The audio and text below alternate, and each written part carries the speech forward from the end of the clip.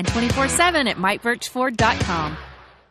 Murphy's Builder Supply is where you need to go for all your home improvement projects and hardware needs. They've been serving folks in this area since 1946. Murphy's offers some products and services that you may not know about. They now sell ammunition, both bullets and shells. Murphy's also sells personalized tags for dog collars. They build customized screens for windows and doors. Murphy's can rekey locks, and of course they can make keys. They cut glass for windows, plus Murphy's has monthly doorbuster specials. Check their Facebook page to see what's on sale. Murphy's Builder Supply, 156 Northeast Broad Street, Jessup.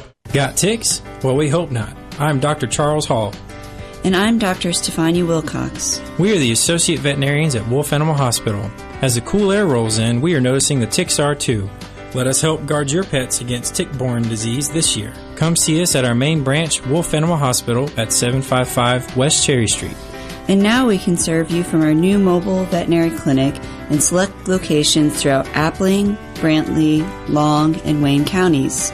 The mobile service will provide preventive medicine and outpatient procedures on site. For more information, contact Wolf Animal Hospital at 912-427-3212. I'm Dr. Charles Hall.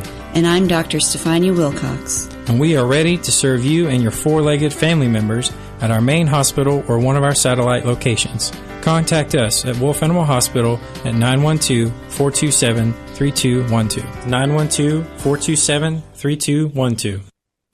Women's Health Center, your hometown OBGYN group, providing exceptional obstetrical and gynecological care for women for the past 20 years. We have 3 convenient locations in Jessup, Blackshear, and Baxley. We understand that choosing your OBGYN is a personal decision and that the relationship with your doctor and the trust you build is essential. At Women's Health Center, we provide obstetrical care and guide you through the process, making sure you and your baby stay healthy. We provide the most advanced ultrasound technology with the clearest pictures ever. Annual gynecological care gives patients an opportunity to take charge of their health. Some of our services include hormone therapy, pellets, Botox, the new 3, 5, and 10-year IUDs, Nexplanon, and much more. We accept all insurance carriers, including TRICARE, Medicaid, and we accept all insured and uninsured patients. Please call our office at 912-588-1020 and visit MajorMD.com for more information about Women's Health Center. That's MAGERMD.com. When we say right on the corner and right on the price, we mean it at Mike Birch Ford in Blackshear. Up to $12,000 off 2018 F-150s. $12,000 off America's #1 selling truck. Stop the search. Call Mike Birch and 24/7 at MikeBirchFord.com. At 8:02, good morning from the Big Dog WIFO-FM. It's time for the world-famous Butch and Bob Show, brought to you by Mike Birch Ford in Blackshear, the Women's Health Center, Wolf Animal Hospital, and Murphy Builder Supply. Good morning, Bob. Good morning, Jonathan. It's Mondays with Meeks. We got State Representative Stephen Meeks on the phone with us from Atlanta. Stephen, how you doing today? Good morning. I'm doing great. How about you today? Doing great. Appreciate you being in here every Monday, updating the folks on the legislative session, which is winding down. Just a couple of days left. Is that correct? 1 day left. We're in recess today, or we're not in today, and tomorrow is day 40. So it will be another long day of trying to wrap up a few remaining topics, one being that we've talked about from time to time and was addressed to some degree last week, that being transportation in terms of the airport and takeover of the Atlanta airport. The House decided to take a little bit different route than just an outright takeover, so we've still got to work through that issue and a couple of more to finish up for day 40. Well, update us. What was the different route? What are they talking about? The as we had previously talked about, the Senate had just adopted a bill that would just outright take over the airport, Atlanta Hartsfield-Jackson Airport. And at the end of the day, the House decided to create an oversight committee that would oversee the Atlanta airport as well as the other regional airports around the state that has a business of more than 300 passengers per year. And included in that bill was I believe it was a 0.5 cent tax as well on jet fuel. Of course, the other part of that package was to exempt jet fuel from taxes, but it included a tax, I believe it was a 0.5 penny per gallon, that actually would fund rural airports around the state. And, of course, being that was a 20-year sunset, there was a lot of concern that if we were to do that and set that rate at a half a penny, that it would limit the funding that may be available for our rural airports around the state for runways, taxiways, et cetera. So they were still trying to work out some of those differences through in a conference committee through the weekend and today to be finalized hopefully by tomorrow. And just joining us, Stephen Meeks, representative on the phone with us from Atlanta, Mondays with Meeks. One bill, the most controversial bill, I guess, got the most attention was the heartbeat bill that has one final approval, and the Georgia General Assembly has been sent to the governor's desk. I'm sure he's going to sign it this week.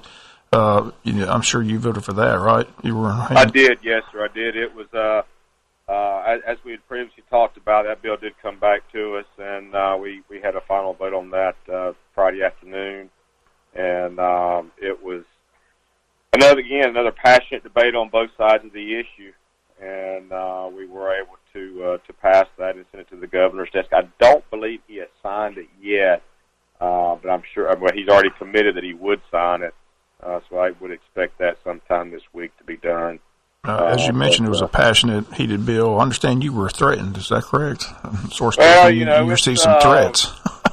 It's just part of taking a stance on a passionate issue. We occasionally get comments made to us, but that's okay. That's what we're there for. And we have lots of security around when passionate issues are debated of all kinds, and we had plenty of folks there. But it did get pretty interesting for a little while there when we supported that. What else do we see will pass? What about the broadband? Is that going to pass? Broadband is still in the works. We've got a conference committee on that. We've got the small cell bill did pass earlier in the week, and we've still got the one remaining authorizing legislation that would give the MCs the ability to offer broadband services.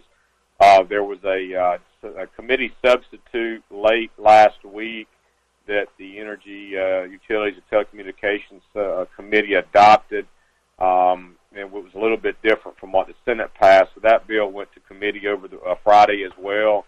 So we should be hearing back from that conference of members tomorrow as well to pass that final version to get that underway. Yeah, there's so many topics discussed up there, so many bills up there. Maybe you can help me out on this. I had an educator approach me over the weekend, said that they were concerned about a dual enrollment legislation up there. You're aware we have technical schools, students in high school take dual enrollment classes, save money, but somebody said there was a bill up there trying to avoid or do away with that. Do you know anything about that? Yes, sir. There is a dual enrollment bill out there, and I don't have it right in front of me at the moment, but to my recollection, currently what we're able to do, that program has been hugely successful, and due to the cost of it, we had some members, Rick Jaspers who's chairman of the Education Committee, a former county agent, and very much a supporter of the bill or of the program. We had made some adjustments to that. Essentially, you've got two pots of money, from my recollection, Bob, that students are able to pull from. One is being the dual enrollment, the other being of course, the Hope Scholarship. And with that ability, I believe it was to limit the number of dual enrollment hours to 30 hours. And then once the student has reached that 30 hours, then the student could then access the Hope Scholarship. So you're still essentially providing enough credit hours for that bachelor's degree, essentially, or technical degree as you move forward. But the one concern and the one issue that they were trying to work through that we needed to talk about was whether or not it would include ninth graders. The bill would currently, as it was drafted, and it was not Rick Jaspers, it was one of the governor's floor leaders, whose name will come to me in a moment, it would essentially allow 10th, 11th, and 12th graders to participate in that dual enrollment, and the issue of whether or not ninth graders could participate is still yet to be discussed.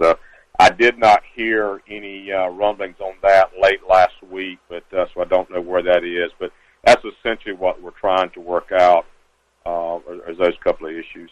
I just mentioned it's always about the money. The story I got was, these kids are saving money, parents are saving money by doing this dual enrollment, by going to technical schools, but apparently universities are upset because if you don't have to go as long to the universities don't get their money. So it's all about the money, as we always say. Well, a lot of it is involving technical schools, as you mentioned, and while it is dual enrollment, I mean, there still is a cost to it at a state budgetary level anyway, and it's more than doubled now since its inception, if I remember correctly. But I don't, you're still the money is still there. We're just saying, okay, these are the number of hours that you can use for dual enrollment, and then of course then you have your Hope Scholarship funding available as well. Right. Anything else we need to pinpoint? Anything exciting or anything that this area needs to be aware of that should pass, won't pass, or anything that's going to not pass that you're disappointed it's not going to pass? Well, I would say a couple of things. Let me back up, if I might. On Friday or Thursday, I guess it was, we did pass the budget for the FY20 budget, which included the $3,000 pay raise for school teachers. I know that the conference committee and Chairman Terry England worked extremely well to do that, and that includes certified teachers, certified personnel, including counselors, social workers, psychologists, special ed instructors, speech therapists, media specialists, and technology specialists is spelled out particularly. And that pay raise will kick in July the 1st. If you remember, the House had passed a 2775, I believe, to kick in July 1. The Senate passed a little bit different version. That would have been a $3,000 pay raise, but I believe that start date was slightly delayed. But the conferees were able to work it out to where the $3,000 would kick in July the 1st, and also includes a 2% pay raise for bus drivers, lunchroom workers, as well as school nurses. So we've got that in terms of the budget that done. One other thing that I would say that I know is important to Wayne County and the school board is that the bill also included a $20 million bond package for the replacement of school buses, which always is an issue and need to be talked about in terms of funding and how we do that. And one last thing I'll mention in the budget is because they do a great service to our community. That's the Georgia Forestry Commission, and the budget also included a 2% pay raise for Georgia Forestry, and included another provision that was increase the starting salaries for forest rangers and foresters. So I think we've done a lot of good work in the budget. I commend the conferees and Chairman England. I know that Floor Leader Tillery is also on appropriations in the Senate and worked very diligently and very hard to, number one, make sure we have a balanced budget and that we continue to address the issues that we can address with the funding that we have. I'd say a couple of things on what we haven't gotten done. We have a bill out there on, as you probably remember, on coal ash, on what they refer to as a dewatering bill, which would require notification of communities when ponds are beginning to be drained. That bill got bogged down early session. I was able to work with Chair Lady Smith of Natural Resources Committee, and we were able to get the bill out of committee. We didn't get it across the floor, but it's one we continue to work on to make sure that we're doing what we need to be doing in terms of protecting our natural resources here in rural Georgia and our community. So it's one that really wanted to get done, but it didn't happen, but it's still in the works, and I continue to have conversations pretty frequently about that. So, the good thing is I think we've got now nearly 650 bills that have been introduced this session. So there's a lot going on, a lot to do, and a lot more to do as we continue the second part of the session next January. But I'm excited about it. It's been a great experience to jump in there and get back at the middle of policy making, and hopefully we've passed more legislation that will do good than will do harm. So. Well, as you mentioned, this is your first session. I was going to ask you, was this an enjoyable experience, or do you wake up some morning and say, what was I thinking? Well, it depends on the day, to be honest with you. It's been enjoyable. There have been days a lot of us have looked at each other and said, what were we thinking? But it's been great to jump in there and develop the relationships that we haven't had and strengthen those that we've had over the many years, and talking with chairman and others. But it's been an enjoyable session. It's been a tough session. It's not, as several people have said, it's not been the ideal session for freshmen coming in. But we've gained a lot of experience and a lot of knowledge and building those relationships. So it's not been an easy one, but it's been an enjoyable one. I don't think about it. You're always in campaign mode. As soon as the session's over, you'll get out, travel the district. I know the chamber will have their post-legislative luncheon scheduled, and that's always an enjoyable event to have you guys come and give a recap of what you think was successful and recap what was passed, what wasn't passed. So that's always a fun event, but I'm sure you have those all across the district. Yes, sir. We'll get out and start visiting with folks across the district as we adjourn and get back, and again try to figure out how to as we navigate some of the issues with the appropriations bill and provide the assistance to the communities that we can. We were able to do some good things, I believe, this session. So, as the needs are there and we can help address them in the off session, we certainly do that. And just look forward to seeing everybody and getting back into the district and being here full time for a little while. Well, it sounds like tomorrow's going to be a busy day for you. It will be. We go in at 10 o'clock, and we don't have some of the normal morning routines that we have of some of the invite resolutions that we do for constituents around the state. So it'll be a busy day. It'll probably be a long day, but we're able to get a good bit done last week and had those couple remaining issues waning that we needed to conference over the weekend and pick back up on Monday. But I know that probably Chairman Werkheiser and Leader Tillery will have a lot more to visit on as the week goes on. But I've always enjoyed the Monday mornings and appreciate the opportunity to do that and communicate with your listeners and let you know what's going on here. So I've greatly enjoyed it and certainly appreciate the opportunity. Well, we appreciate you taking time out of your busy schedule and being with us every Monday. Again, the people enjoy listening and hear to what you have to say. And again, we'll look forward to seeing you back in Wayne County. Again, I guess this will be the final Mondays with Meeks here for this legislative session, but maybe we can get you in the studios one day next week and get your thoughts on the session in person here in the studio. Absolutely be happy to do that, and I appreciate your time. No problem, Stephen. Always good to talk to you. Like I said, stay safe in Atlanta. Thanks, sir. Y'all have a good day. Okay, dope. Again, those are the comments of State Representative Stephen Meeks. Again, Mondays with Meeks here is the legislative session winding down. Tomorrow, the final day, as he mentioned, so busy day in Atlanta. We do appreciate him being here every Monday, Jonathan, on the world-famous Butch and Bob Show. Again, it's been a good addition. Mondays with Meeks, Tuesdays with Tillery, Wednesdays with Werkheiser. Appreciate those representatives taking their time out of their busy schedule and being with us here on the show. Yes, sir. It's always good to hear from them. Yes, very interesting.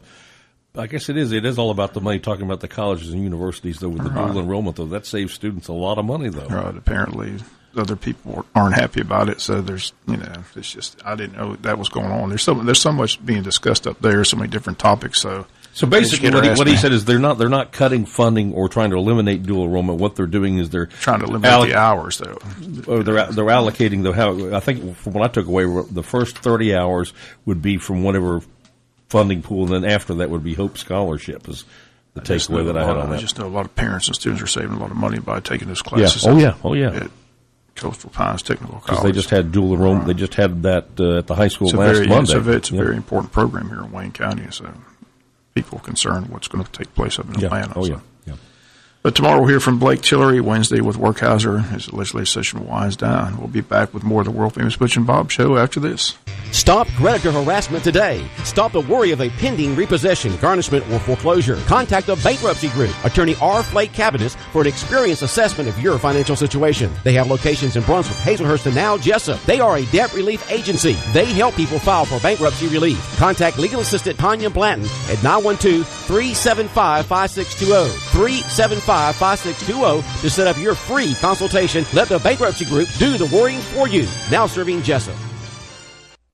seasons change, quality of service doesn't. For 75 years, First Franklin Financial has been serving the financial needs of your friends and neighbors. You can always depend on the caring staff to be there when you need them. Drop by and see your friendly Franklin folks at 1074 North Macon Street, or give them a call at 427-4237, or apply online at 1ffc.com. All loans are subject to our liberal credit policy and limitations, if any. First Franklin Financial Corporation, NMLSR number 141654. Georgia Residential Mortgage License number 5656.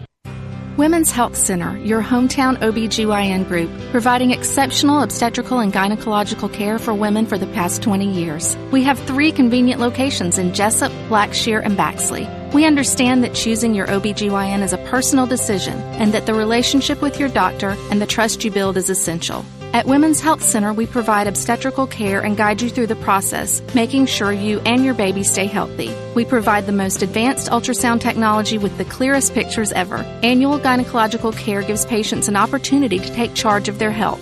Some of our services include hormone therapy, pellets, Botox, the new 3, 5, and 10-year IUDs, Nexplanon, and much more. We accept all insurance carriers, including TRICARE, Medicaid, and we accept all insured and uninsured patients. Please call our office at 912-588-1020 and visit MajorMD.com for more information about Women's Health Center. That's MAGERMD.com.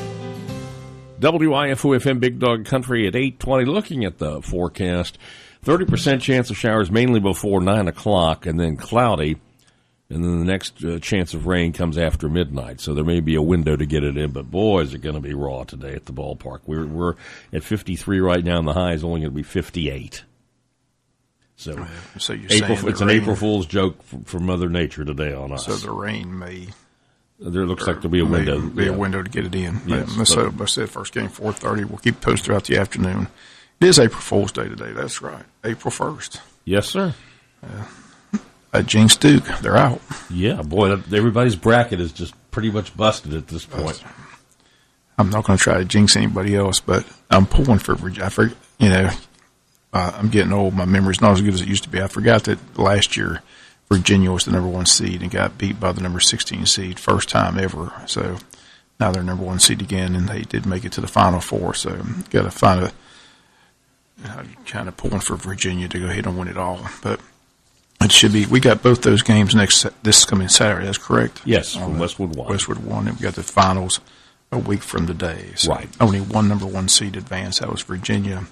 Again, Auburn was the big story. SEC champion. Go on, knock out North Carolina on Friday. Knocked out Kentucky yesterday. So that's a surprising story. And Texas Tech, a 3 seed in and taking on Michigan State. Michigan State beat Duke yesterday. So some good basketball action over the weekend.